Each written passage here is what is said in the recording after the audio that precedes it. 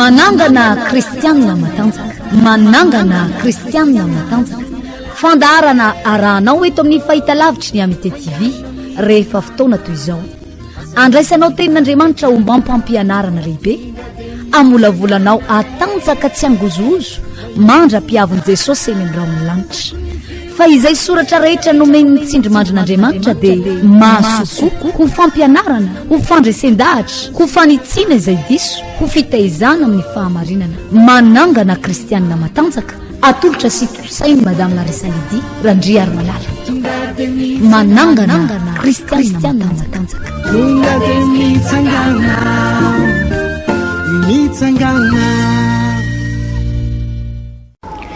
dia amin'ny fofeny fifaliana ampitiavana be indray tokolasy topoko avy netoko mandrosiko ato anatin'ny tokantrantsika anatin'ity fandarana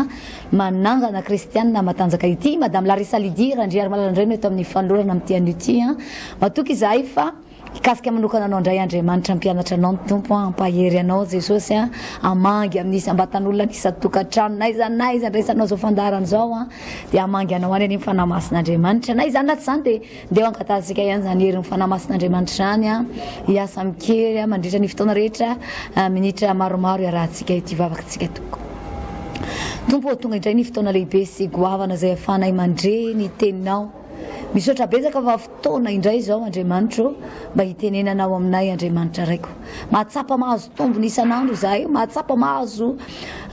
avantage andriamanitra raiko ohatrano ny olona rehetra satria be deabe ani amin'izao fotoana zao tompony tsy afaka mandre-ntsony ny feonao tsy afaka mandre-ntsony ny teninao mety noho ny asa mandrarano ve mety noho ny zavatra hafa ihany keo tompo malala fa zay matombo mbola nataonao misokatra tsara ny sofinay misokatra tsara ny fonay dia mbola manakambara aminay indray ianao androany ka io ny teninao aroka mifananao masina alolalana n'izany teny zany any amin'izay toerana rehetra andefasanao azy anatin'ny fonony tsirairay avy zay mandray izao fandarina izao amin'ny anarany jesosy tompo amen eny ary tompoko hiditra avy hatrany tanatin'ny fandaharana fa tiana ihany malamarika moa zay sorana sady an'andriamanitra ity ampiandohana ny fahafahantsika manatanteraka ireny fitaombavaka ireny raha efa nisy volana maromaro fotoana efa somary lavalava ihany misy amintsika ampiny kristiana vao miona vao fakahita misy sasany dia mitomany mihitsy misy sasany dia tena hoe tena mangetana nona mihitsy ny fananay indrindra ao anatin'ny tonoko soratsoratra SMS zay fampiresantsika tonona ty anatin'ny messenger sy WhatsApp aty dia miresadresaka tsika efa lina mangetaeta ny fotoana lehibe sy goavana zay fanao atsika ary isoranan'andriamanitra moa fa efa manomboka misokatra tsikelikely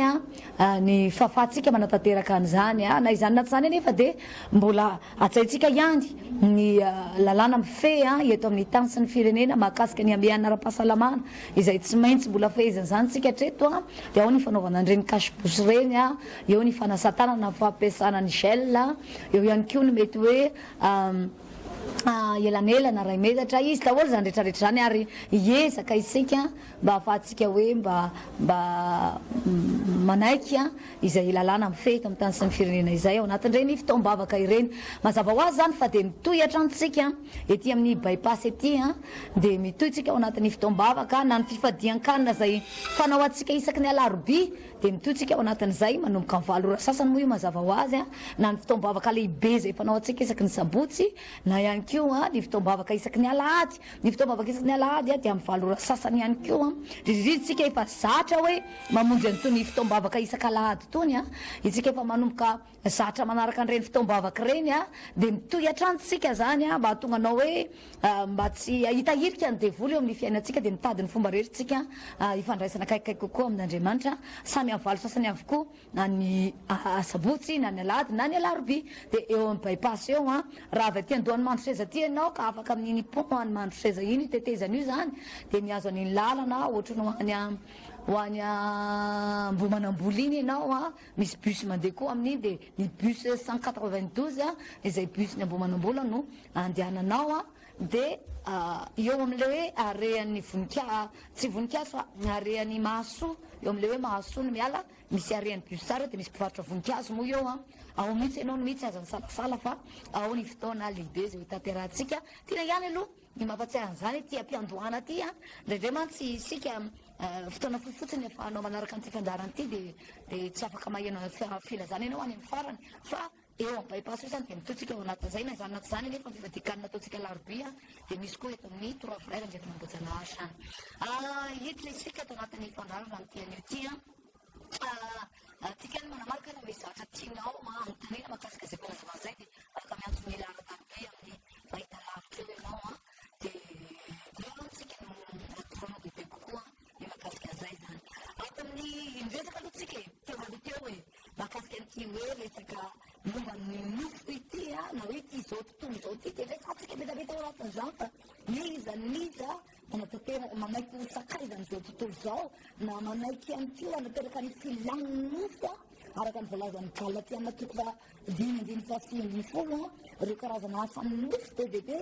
dia fahavalon'Andriamanitra izy sokajian'Andriamanitra ohatran'ny olona tsy fantatra Andriamanitra ary ny baiboly mihitsy moa dia milaza hoe tena tsy miditra ny lanitra mihitsy somary mafimafy kely ilay teny kanefa dia zay mihitsy ilay izy anambaran'ny baiboly anazy ndresadresaka foantsika mahakasika an'izay hoe nofo filan'ny nofo inona ny conséquence ny eo amin'ny fiainan'ny olona raha diso manome avahana loatra izy dia za aloha eto dia anamarika anao fa tsy misy olona hoe nanara-po tamin'ny filan'ny nofo zany na nanatanteraka zay daniny kibony teto ambonin'ny tany ary tsy nisy ny fefe azy tsy nisy natahorany ka nahazo graty tamin'izany tsisy hoe olona nanapatra ny filana teto amin'ity zao tontolo zao ty ka tsy nisy nininona vokany teo amin'ny fiainany fa na io mitondra korotana ao anatin'ny tokantranony na io mitondra torobla any amin'ny fidiram-bolana sy any amin'ny asa aman-drarahany na io mitondra aretina any anatin'ny vatany any tsy maintsy zay foana ary ny hafaran'ny tenin'Andriamanitra aza moa zay mijerentsika kely amin'ity androany ity ho fanohizantsika ihany zay resadresaka efa fanaovantsika tamin'ny fandarantsika teo aloha zay ary mety misy fotoana ianao zao mihitsy ianao vao manaraka anay arabaina manokana ianao fa dia zany tantarako anao zany ny resaka maro be fandresahanay teto fa misy vokatra ratsy na ho an'ny nofo eto ambonin'ny tany ny vokatry ny fanaparana ny filana be loatra eto amin'ity zao tontolo zao ty na ny fanaovana ny sitrapony nofo eto amin'ity zao tontolo zao ty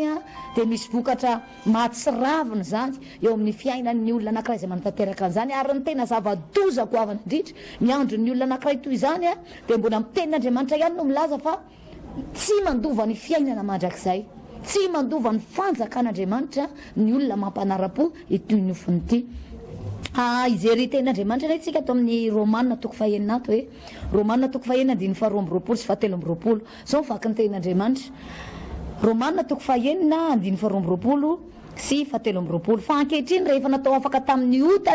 ianareo ka efa tonga mpanompon'Andriamanitra dia manana ny vokatrareo ho amin'ny fahamasinana ary ny farany dia fiainana mandrakizay fa fahafatesana no tambiny ota ary fiainana mandrakizay no fanomezam-pahasoavana avy amin'Andriamanitra ao amin'ny Kristy Jesosy tompo averika indray mandeha le tapany farany io fa fahafatesana ny tambiny ota ary fiainana mandrakizay no fanomezam-pahasoavana avy amin'Andriamanitra ao amin'ny Kristy Jesosy tompo mbola miresaka ihany zao ty andiny-tsoratra masiny ity fa niza hoy voalazan'ny tenin'Andriamanitra hoy voalazan'ny baiboly nivakitsika teo manao hoe rehefa tafasaraka amin'ity zao tontolo zao ty ianareo dia misy vokatra mahafinaritra indray ao anatintsika ao dia tsy inona akory zany fa vokatra ara-panahy rehefa niala tamin'izao tontolo zao ianao dia tsy mety ny hoe mijanona fotsiny amin'izao hoe zarangafa niala tany amin'izao tontolo zao fa sady tsy mankany am-piangonana ianao no tsy manolo tena ho an'i Jesosy ianao dia mieritreritra ianao manao hoe tsy hoe mankany am-piangonana ihany ane no mivavaka fa tsy ngamo voatery tsy maintsy mandeha makary ngamo tsy maintsy manao an'izao fa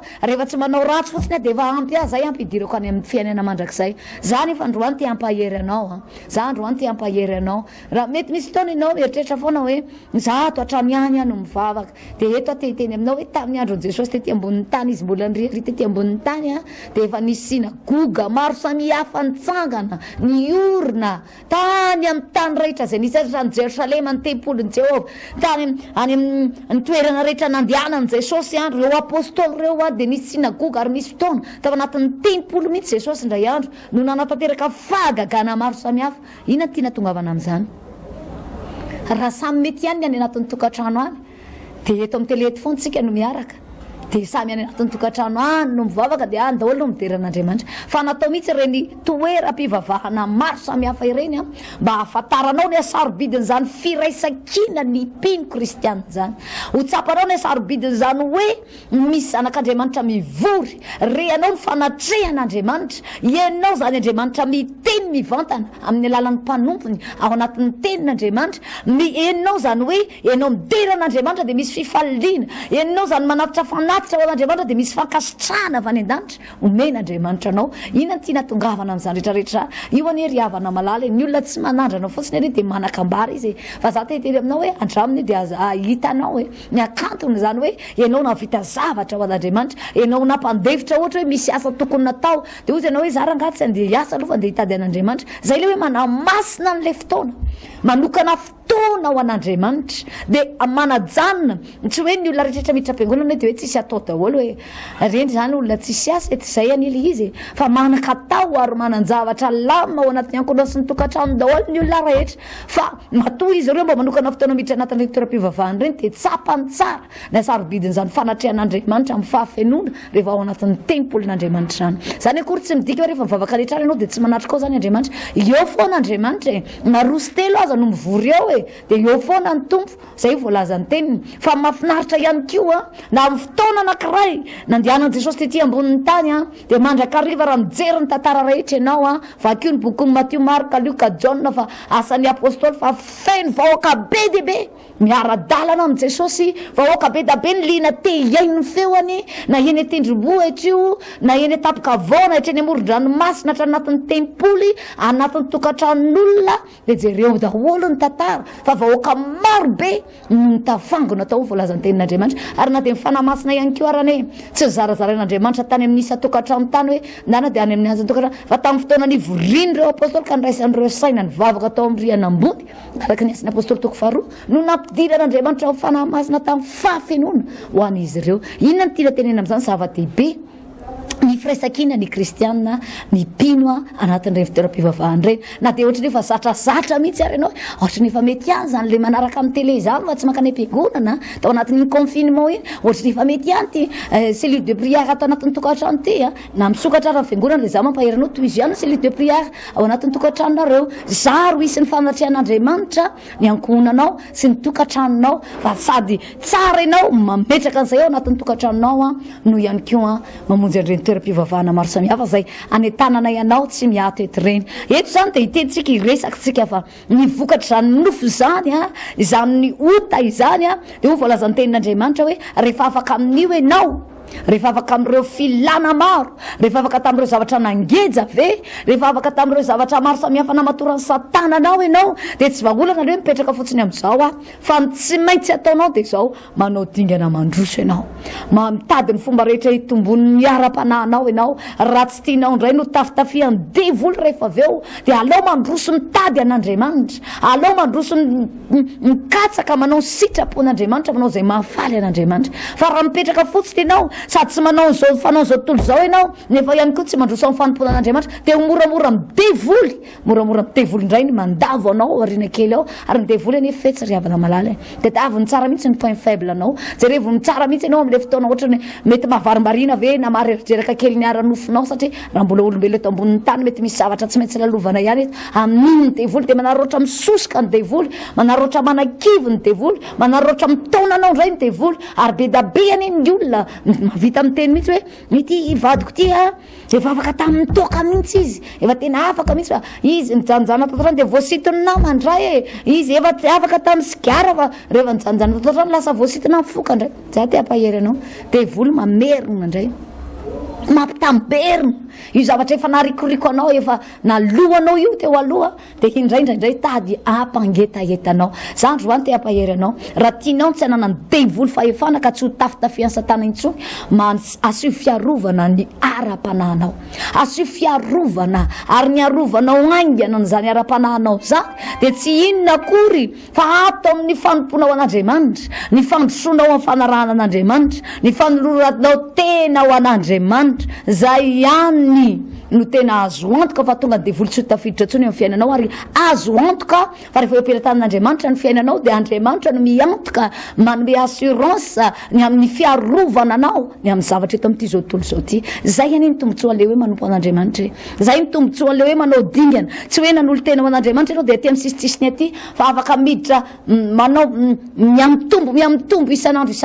ary nyresantsika imbeda be teto amin'ny fahitalavitra teto fa arakaraky ny androsonao amin'ny fanarahana an' Jesosy ane arakaraky ny fahelan'ny ny fiarahanao mandeha amin'ny Jesosy ane no atsapanao zavatra tsy mbola hitanao mihitsy no anaovan'i Jesosy zavatra vaovao mandrakariva eo amin'ny fiainanao arakaraky ny fahelantsika anananao expérience amin'ny fanarahana an' Jesosy de ho hitanao zany hoe Jesosy mandray andraikitra eo amin'ny fiainanao zany ho tsapanao zany hoe Jesosy kay tena manasitrana marina ho tsapanao zany hoe aiky ity zavatra voasoratra ao anatin'ny Baiboly ity zavatra resahana fo anatin'ny Baiboly ity kay azon'Andriamanitra realizena azon'Andriamanitra tanterana eo amin'ny fiainan'ny olona anankiray zay matoky ary mino ny zavatra zay lazain'ny tenin'Andriamanitra zany mahatonga amin'ity androany ity ampahery anao manao hoe hafa re olona zany miankipo tanteraka amin'Andriamanitra zany ary izany mahatonga anao eto mitehiteny aminao hoe rehefa ny ialanao ny amin'ny nofo de tsy mety raha tsy mitombo ianao amin'ny fahamasinana ho voalazan'ny tenin'Andriamanitra vakitsika teo manao hoe fa ankehitriny rehefa natao afaka tamin'ny ota ianareo ka efa tonga mpanompon'Andriamanitra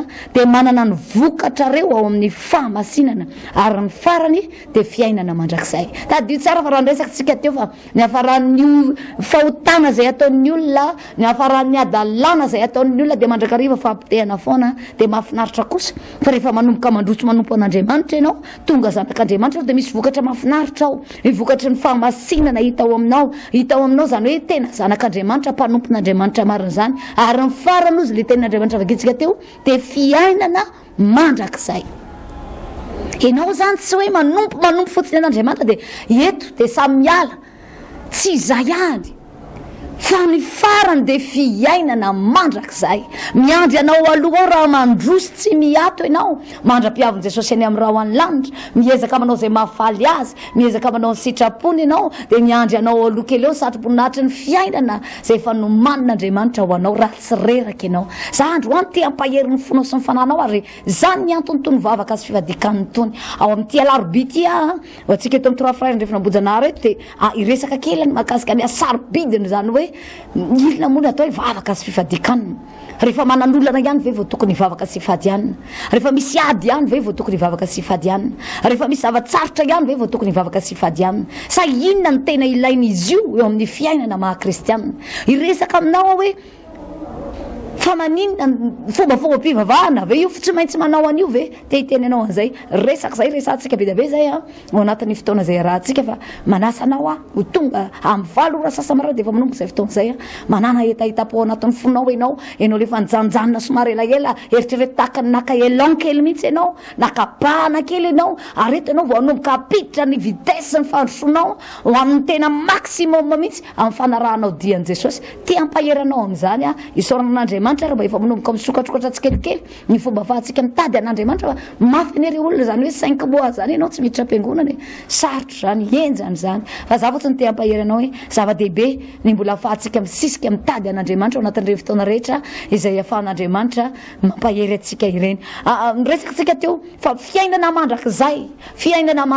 zany hoe io le paradisa imatymatesany resahana foana matetika io le hoe fiainana izay tsy manapahataperana mihitsy io le resantsika vie éternelle ozy ny teny vahiny azy tena hoe mandrakizay misy fiainana mandrakizay miandry ny olona anankiray nitafasaraka tamin'io ta ary mitsofoka amin'ny fahamasinana mitsofoka amin'ny fanarahana an' Jesosy mahita vokatra amin'ny ara-panahy amin'izay rehefa tafahala tamin'ity zao tontolo zao ty zay le miandry anao fa jereo tsara ane fa eto amin'ny 7:20 de ho vaky ny tenin'Andriamanitra hoe fa fahafatesana kosa no tambiny ota io zany io ne io fahotana io ne ry olona misy fotoana ozy fiteny malagasy hoe mamy ampinanana ohatry miboaka eny zany hoe eo ampinanana an'le hena ianao aloha tena mahafinaritra mihitsy nefa ka io hena nohaninao io trosa daholo ary le mandony vidin'iny laninao mihitsy ny tena enjana be ary tahaka an'izany ny fahotana mety eo ampanaovana azy ianao mety mahazo fafinaretana kely ve ohatra mahazo ambiansa kely ve ohatra mahatsapa zavatra ohatra ny tsy eto ambonin'ny tany ve zay ve no mety ho fahatsapanao eo ampanotana ary misy fotoana ny Andriamanitra tsy dia mamaly eo hoe tamin'ny talohany hoe zava-doza ny fomba famalian'Andriamanitra ny olona. Misy fotoana rehefa avy manota ny olona anankiray dia tena mame lalàna mihitsy ny didin'Andriamanitra hoe tena mendrika ny faty zany olona zany lalàn'Andriamanitra. Mety misy fotoana Andriamanitra dia rehefa tsara raha nijery ny tantarandry Ananiasy sy Safira ianao, Ananiasy sy Safira zany ireo olona vao nandainga indray mandeha teo anatrehan'Andriamanitra sy ny fanamasina, teo ny eo dia maty ary tsy afaka mibebaka intsony. Jereo angery ny azo andro Saoly, Saoly anie nisy fotoana mibebaka ihany noho tsy raha ny tenin'Andriamanitra na raha ny tenin'ny vahoaka sy ny tahotra ny olona, fa tsy nisy azo natao intsony na merena raha ny tanin'Andriamanitra tao aminazy. Taditsika tsara ry Esau fa nitomany an-dranomasina mihitsy mba handray ny tsodrano, fa teo ny eo dia efa tsy nahazo hoe votsitra dia indray mandeha dia ohatrohatran'izany fomba fiasan'Andriamanitra. Fa misy fotoana ianao impiry ianao zay nefa nandainga ary ny ianao raha mbola lainga pira lavitra noho nataony Ananiasy sy Safira nataonao, fa hatramin'izao Andriamanitra mbola mamindra fo aminao dia ianao ve mieritreritra hoe tsy hitan'Andriamanitra iny na nodian'Andriamanitra fanina na nodian'Andriamanitra tsika, tadidin'Andriamanitra iny, fantatra Andriamanitra tsara fa matoa Andriamanitra tsy mbola namely anao teo ny eo namindra fo izy zay. Marary ny riavana ny azon'ny tanan'Andriamanitra velona, misy fotoana mandrivorivo ny azon'ny tanan'Andriamanitra velona, fa misy fotoana io na dia mandrivorivo ara dia misy famondrampo ihany satria fantany fahazanana ianao. Fa izay famondrampon'Andriamanitra iny misy fotoana raha rotiny olona, hozy olona hoe nanao an'ity ohatrany tsy voasazy, nanao an'ity ohatrany tsy voakapoka, aiza akory azy voafelaka eo, aiza akory ary voakapoka Andriamanitra eo, ohatrany mbola mety ihany ary nataoko tao ambadika rehefa nanao an'ity zavatra tsy mety anankiray ity mety misy fotoana dia manararoatra dia fa misy fotoana misy fetriny ihany ny amindran'Andriamanitra fo. Ny olona narina matetika ozy ny Baiboly ka miamafiatoka dia ho torotoro tampoka. Zany akory tsy midika hoe fa avy nanota ianao dia mbola velona, fa ny Baiboly marina foana fa ny tambin'ny ota dia fahafatesana no tambin'ny ota. Tsy misy olona hoe nanota be zany ianao dia iny fa tafita be tamin'ny fiainana, dia iny fa dia tena niadana be dia sambatra be dia salama be dia lasa lavitra be dia tahina be tarahany, fa ny akamaroan'ny olona tsy nazavazava teo anatrehan'Andriamanitra ny fiainany. Na hitanao manan-karena be androany aza noho ny tsy fahamarinana rapitso sy ravakapitso dia ho hitanao ny hafarany eo. Na dia ny fiarahamonina misy antsika iny ary hoe firifiry ny olona fantatrao, nalaza mihitsy tamin'ny resaka vola aman-karena, nalaza tamin'ny fananana tany, fananana trano, fananana fiara eny amin'ny fiarahamonina misy anao hoe fa taty aoriana dia hitanao fa hatramin'ny taranany dia tsy hitanao kory, ohatra lasa tantara fotsiny zany fa tsy taratra ao aty amin'ny taranany akory. Hoe tena nitahina be ho ny ray aman-dreny tao aloha tao viavana malala. Andriamanitra rehefa hitahanao dia tian'Andriamanitra ho tahina ianao dia ho tahina ny taranakao. Ny Baiboly manao hoe izay tahinao Jehovah dia voata mandrakizay. Tsy tahina ao anatin'ny fotoana fohy na fotoana voafetra, fa voata mandrakizay. Dikan'izany dia izao tsy ianao ihany no voata fa ny ankonanao, ny taranakao, ny tantara tsy mipetraka fotsiny hoe tena nanan-karena be nanamaizy azy mihitsy ane ny ray aman-dreny reny zao, tsy zany ihany. Fa na dia ireo taranakao reo ara dia atsapa, tsy lany hatraty amin'ny taranakao manaraka rehetrarehetra ty ny fitahin'Andriamanitra tsy ho ataon'Andriamanitra eo amin'ny fiainanao. Zay ny tanjon'Andriamanitra. Fa ny ao ambadiky ny fahotana, ao ambadiky ny faratsiana, filan'ny nofo, tadio fa fahampitehana foana. Eto androany dia mba te hiresaka kely aminao ny amin'izay hoe voalazan'ny Baiboly hoe fahafatesana ny tambiny ota ary fiainana mandrakizay, verina indray ireo fiainana mandrakizay, fa resantsika teo aloha fiainana mandrakizay no fanomezam-pahasoavana avy amin'Andriamanitra, fanomezam-pahasoavana avy amin'Andriamanitra. Rehefa ianao afaka tamin'ny ota, afaka tamin'ny faratsiana iny dia niresaka taminao ateo manao hoe aza mipetrapetraka fotsiny amin'izao. Rehefa avy miala tamin'ny karazam-paratsiana ianao fa dia avy ny fomba rehetrarehetra anompoana ho an'Andriamanitra. Raha misy fotoana ianao nanolotiana tamin'ny filaminofo, tamin'ny fahotana, ho ny Baiboly manao hoe takizay nandroanao tena ho amin'ny fahotana dia atoloro kosa ny tenanareo ankehitriny ho anaty velona sy masina ao anatrehan'Andriamanitra, atoloro kosa ny tenanareo ankehitriny ho amin'ny fanomponan'Andriamanitra.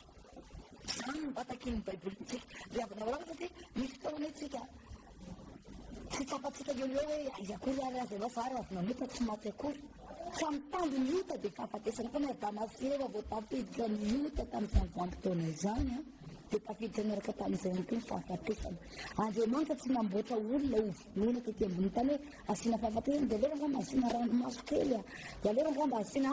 tsisy an'izany tsy navorona izany Andriamanitra tany am-piandohana. Tsy tao anaty programan'Andriamanitra izany fa ny Baiboly anefa dia mipetraka foana.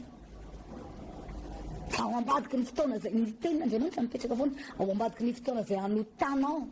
ny fahotana moa inona moa ny atao hoe fahotana ndraindray zany koa ny tsy azotsika ny atao hoe fahotana dia fandikana ny zavatra ny tenin'Andriamanitra fandikana ny lalàn'Andriamanitra fanaovana zavatra mifanohatra ny sitrapon'Andriamanitra zay no atao hoe ota ka na amin'ny endriny ahoana io na amin'ny endriny ahoana io rehefa mifanohatra amin'ny zavatra ambarin'Andriamanitra dia fahotana ny anaran'izay Andriamanitra tsika miteny manao hoe zany hoe sady tsy mijangajanga e za konkoa hoe sady tsy manao anitsy e za koa tsy manao an'ity za te hiteny aminao misy zavatra be dehibe eto amin'ity zao tontolo zao ity zay efa ndraisantsika fa misy zavatra azo ny zanak'Andriamanitra tao fa misy zavatra ndraran'Andriamanitra tsy ho atao ny zanak'Andriamanitra satria ao anatrehan'Andriamanitra sy eo imason'Andriamanitra dia ianao dia tiano masina tahaka ny mahamasina azy eo anatrehan'Andriamanitra sy eo imason'Andriamanitra ianao tian'Andriamanitra hiavaka tsy hitovy amin'ity zao tontolo zao ity tsy hitovy amin'ny zavatra iainan'ity zao tontolo zao ity ny fiainanao satria Andriamanitra te hampiavaka anao mba ho tsapany olona rehetra jereo tsara fa nisy fotoana hoe Davida rehefa niady tamin'ny Goliata dia ny Goliata zany mihitsy ny tao am-pony rehefa izy nandresy amin'ny Davida andeha andresy amin'ny Davida andeha hiady tamin'ny Goliata azafady indrindra Davida andeha hiady tamin'ny Goliata dia zao ny tenin'ny Davida manao hoe ho tsapany zao tontolo zao ho tsapany Israely fa manana ho tsapany firenena rehetra ho sy fa manan'Andriamanitra velona tokoa ny Israely Andriamanitra zany tena te ampiseho an'izay eo imason'ny olona rehetrarehetra ho tsapany firenena rehetra fa manan'Andriamanitra velona ny olona manompo an'Andriamanitra sy misafidy anaradian'i Jesosy tian'Andriamanitra seo foana zany ary misy fotoana ariavana malala zany raindray ny tsy takatry ny olona zany raindray ny mahatonga ny olona lasa rehefa namindra findray mandeha Andriamanitra dia nieritreretiny manao hoe sy ohatra mbola mety ihany ary natao tao ambadiky ny fahotana iny ary misy olona mbola mitady hitohy misy olona mbola misy fotoana efa avy mety nahazo fiankely ve tao anatin'ilay fahotana dia tsy mba nalala ny onona hoe mba efa nahazo kely fa mbola mitohy ohatrany reny olona mpanao vola santoko reny ohatra raha tsy resaka afaty zany tsika ny mpanao vola santoka mety efa mba nahazoazo kely dia lasa ny mety nividy fiara raitra be na nandeha nividy villa tsara be fa tsy mety nijanona amin'izay hoe aloha amin'izay mba hijanona hoe fa mba nahazo ihany tsy misy an'izany ndao ndray mbola hitady ny fomba rehetra azahoana hafa miditra ary ny hafarany eny amin'ny fonja raha tsy eny tany mora dia any tsy hafa ary elohy ny lalàna hiadra mandra-pahafatiny tsy mety hafa-po ary ny devolo mampirisika anao foana mandra-pahatonga anao potika tanteraka rehefa mety misy fotoana ny devolo ohatra mame zavatra mahafinaritra zany ao anatin'ny ray andro ianao anatin'ny roa andro ohatrany hoe mahazo fiany zany ohatrany mety ihany le atao namindra fo Andriamanitra dia ohatrany mbola mitady hitoy ihany na dia efa tsapan'izao reo efa diso ty efa tsy mety ty ataoko ty efa ratsy ty ataoko ty fa jereo ane mbola mitoy ihany impirimpiry anao no mahita olona didina ny vavoniny ary ny akamaroan'ny olona didina vavony rehefa miresadresaka amin'ny dokotera anao dia 10% amin'izany ihany no azo no manana sansa hoe ho velona efa ny didiny zao ny vavony satria vokatry ny fisotrotoka dia potika ny vavony fa jereo tsara ane rehefa voadidina izy firifiry amin'ireny olona ireny rehefa mbola mahazo mangatsitsika indray ao anatin'ny vavony ao verina indray mitohy amin'ny fisotrona toka ihany miboboka be lavitra noho ny teo aloha azy satria nisy famondram-po teo aloha teo ohatrany dia ny devolo tsy faly aminao hoe io ianao fa nafahana mangatsitsika kely aloha ny aretina amin'ity fa ny devolo dia mitady ny fomba rehetra andeha tehananao mandra-pahapotika ohatra amin'ny farany ary ny hafaranao dia zao tsy tafatodika amin'Andriamanitra vo tataza ny devolo mora foana ary amin'ny elo ary zany ny hafaran'ny olona mandeha amin'ny fahotana ary misy fotoana misy olona tsy te halala ny famondram-pon'Andriamanitra aminy ary misy fotoana misy olona tsy mahatsapa hoe mbola mahatoy zao azy androany iny dia mbola io fofinainao am-bavorony io mbola Andriamanitra no mihazona an'io eo misy olona mbola tsy mahatsapa ny asarobidiny mbola fiandrasan'Andriamanitra azy misy fotoana ny Andriamanitra tena miandry misy fotoana ny Andriamanitra tena mitady ny fomba rehetra hitodianao aminy misy fotoana mety kapohany kely zany ianao ary misy fotoana rehefa tsy tonga saina amin'iny ianao dia asiny mafimafy misy fotoana efa mafimafy iny ka mbola tsy tonga saina indraindray ane riavana malala ny devolo manara roatra rehefa fatapatatry ny devolo fa mitady hibebaka ianao za imbetsaka fa nahita olona tamin'ny faritry tamatavy iny misy olona efa tena hoe nampahorian'ny Satana tamin'ity resaka filany nofo tao ny fisotroana tao ny fijangajangana karazam-para tsy nity fa misy taony io lehilahy io efa nanompo an'Andriamanitra ihany dia niemitra tamin'ny fanompoan'Andriamanitra fa avy eo izy niemitra iny dia efa potiky ny devoly ndray fiainana dia miteny hoe tena iverina amin'Andriamanitra mihitsy iverina amin'Andriamanitra fa le devoly ndray tsy nanaiky intsony tsy avela miverina amin'Andriamanitra zany rehefa mitady iverina kely amin'Andriamanitra dia ohatrany atao mahita tsirony amin'ilay fahotana kely indray rehefa mitady hitodika amin'Andriamanitra hoe efa kaiky le fotoana hitodiany io amin'Andriamanitra dia ohatrany ataony mahita zavatra hoe ohatrany mety ihany anefa dia ty fiainany ty ohatrany vitany devoly mamorona asa ho azy vitany devoly mamorona hoe ty misy olona anatitra vola ho anao amin'ny fotoana anapahanao hevitra hoe andeha ho any am-piangonana vitany devoly mamorona zavatra vitany devoly mampisy sanatria karazana retina tampoka zany mba hatonga anao tsy an'olo tena anao dingana ho an'Andriamanitra dia mangataka neriny tsy maintsy tonga ka fotoana tahaka zao tena tsy maintsy mbola ho avy sns fa ny devoly misy fotoana tsy manaiky tsony ary zay imbetsaka nahita olona hoe amin'ny fotoana tena hoe anapahany hevitra izy efa tena iverina mihitsy iverina ho an'Andriamanitra amin'iny ny devoly ny tonga dia mamony tampoka azy ozy ny devoly manao hoe mitady hitoditodika amin'Andriamanitra ty mitady hiverimberina amin'ny hafanampo mitady hanompo an'Andriamanitra ty fa loatra zalahy tonga dia fitainetiny momba azy ary impirimpirytsika no mahita olona tahaka an'izany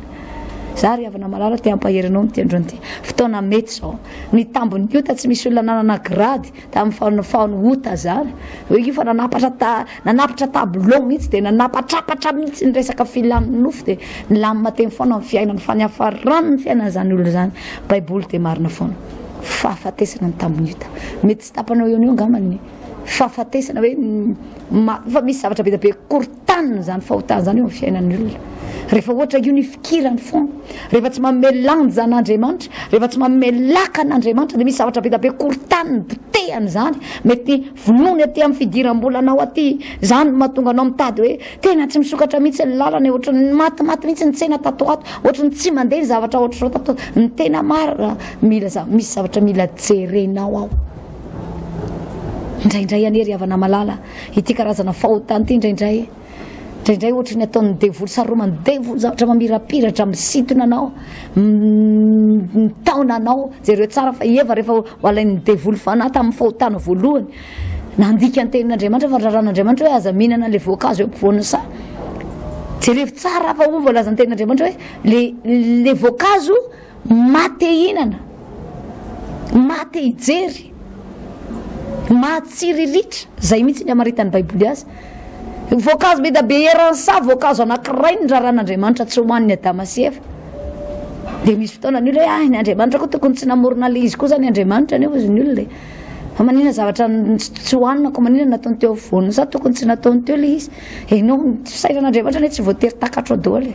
ary tsy voatery le mety aminao koa no mety amin'Andriamanitra fa ny fiainanao ampifanarao an'izay rehetra zalasain'Andriamanitra dia ampy zay fa enao ane kely loatra ny fisainantsika hoarina ny fisainan'Andriamanitra dia enao ndray ve nibaiko an'Andriamanitra fa maninona raha tompony natao io fa nataony io misy zavatra ao zay matoa hoe nataony eo fa jerevy tsara fa ozy voalazany amaritany baiboly azo amin'ny bokiny Genesis io manao hoe azo mahatsiriritra le azo mateiza azo ohatrany nafinaritra ny jery azy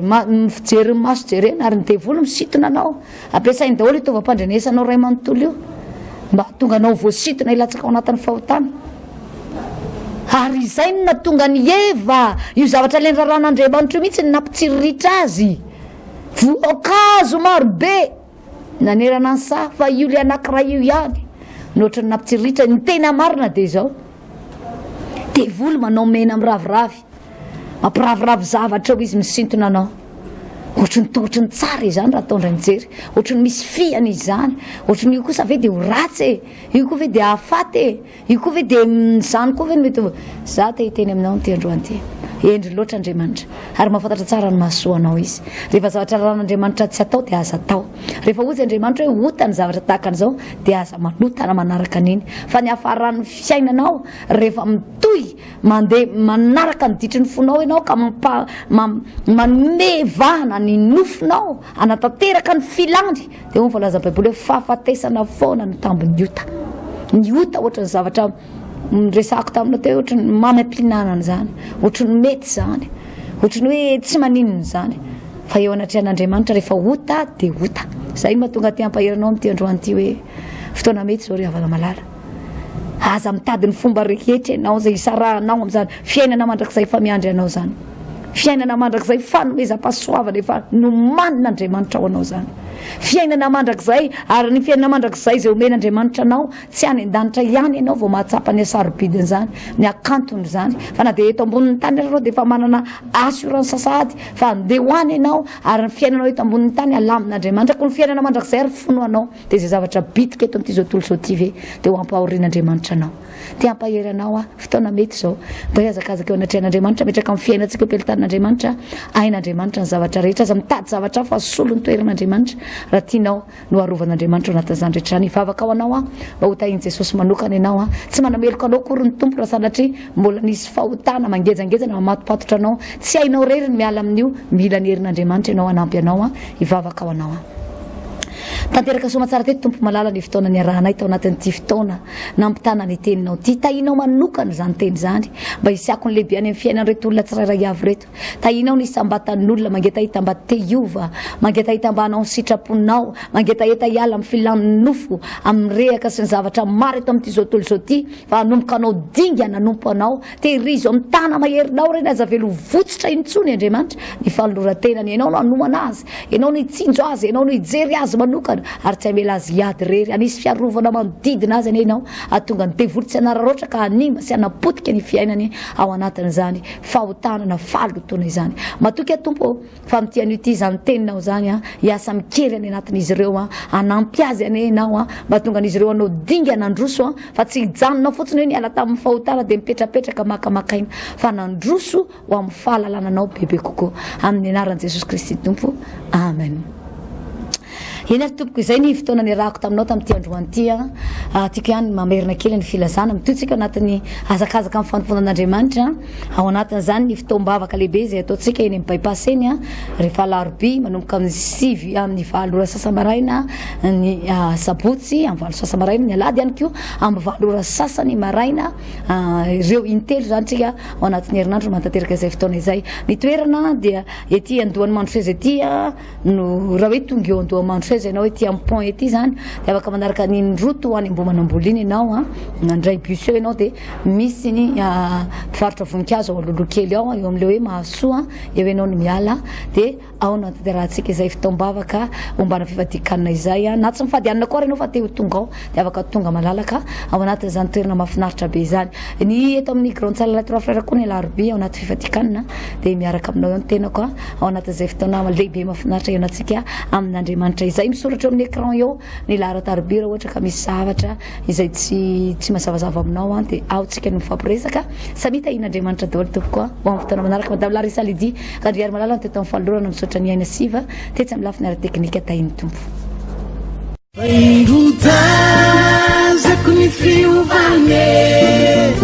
manangana kristianina matanjaka manangana kristianina matanjaka